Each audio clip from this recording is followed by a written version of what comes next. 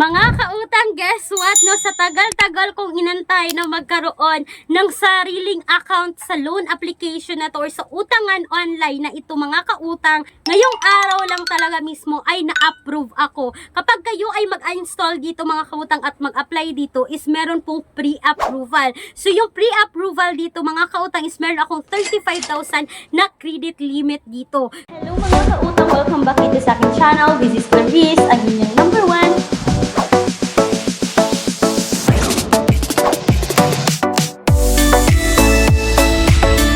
So para kayo ay makapag-utang talaga dito is kailangan yung pumunta sa pinakamalapit na partner store ng utangan na ito. So yan yung pag-uusapan natin sa video na to dahil sa 3 years ko or almost 3 years kong nag-try dito mga kautang, this time na-approve talaga ako sa sariling pangalan ko dahil ginagamit namin ito mga kautang, itong utangan na ito no, ay sa pangalan po ng husband ko kasi yun yung ID na ginamit ko sa pag-apply nito before.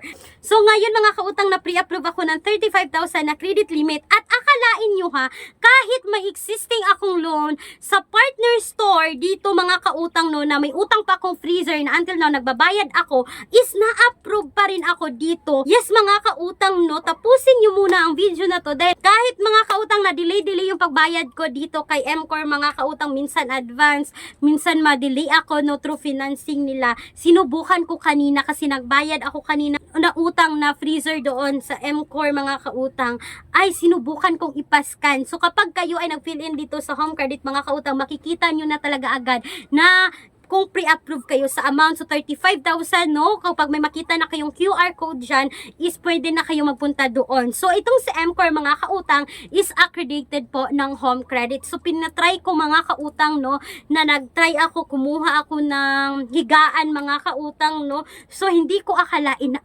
na-approve talaga ako. At eto na nga mga kautang, i-share ko sa inyo ngayon yung interest ngayon ng home credit dahil mga kautang may bagong app ang home credit na wala na yung old na app nila, may bago sila dito na app ng home credits na makikita nyo mga kautang 6 months ko lang siyang babayaran pero pwede kayong mamili ng 6 months, 9 months up to 12 months dito pero mas pinili kong babayaran ito ng 6 months. So yung monthly installment dito mga kautang is 1,890.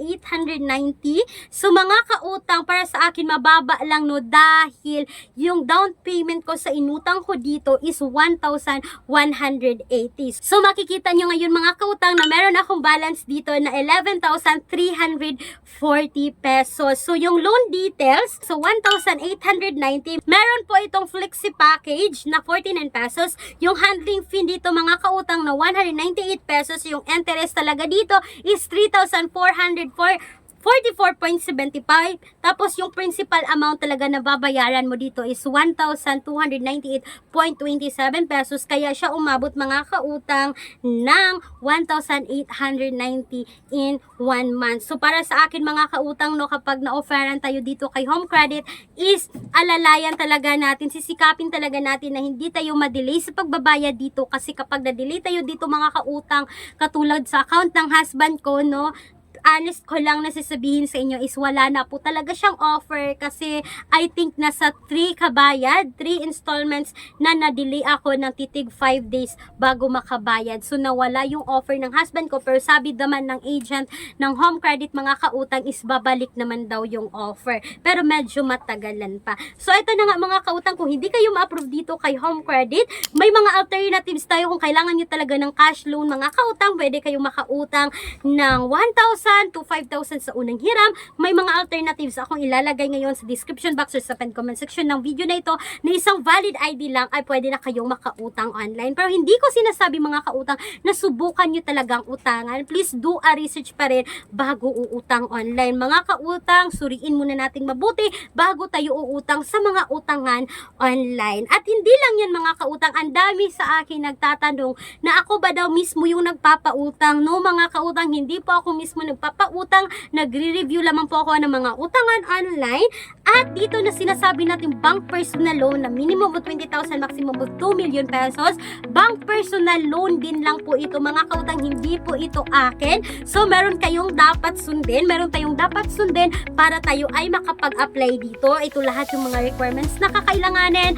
And please take note mga kautang no na all applications submitted is subject for bank approval. Kapag na-approve kayo dito mga kautang, kayo po mismo ang magpunta sa pinakamalapit na branch po ng CTBC Bank para sa releasing, para makuha nyo na ang inyong loan. So nag-a-assist lamang po kami. Hindi po talaga ako personal yung nagpapautang online. And by the way mga kautang, bago ko makalimutan no, na itong si Home Credit mga kautang is naka-SEC registered, submitting and accessing entities sa CIC. Kaya mga kautang, makaka-apekto talaga kapag tayo ay na-late dito, kapag tayo ay hindi nakapagbayad dito sa Home Credit. So sana po ay nakatulong itong quick review ko mga kautang about dito kay Home Credit. So in short mga kautang, meron akong utang na dito kay MCOR no, na talagang MCOR financing sa kanila talaga mismo, at nag-apply na naman ako ng pangalawang loan ko na sa MCOR pa rin via Home Credit, na approve pa rin ako dito. So, ibig sabihin,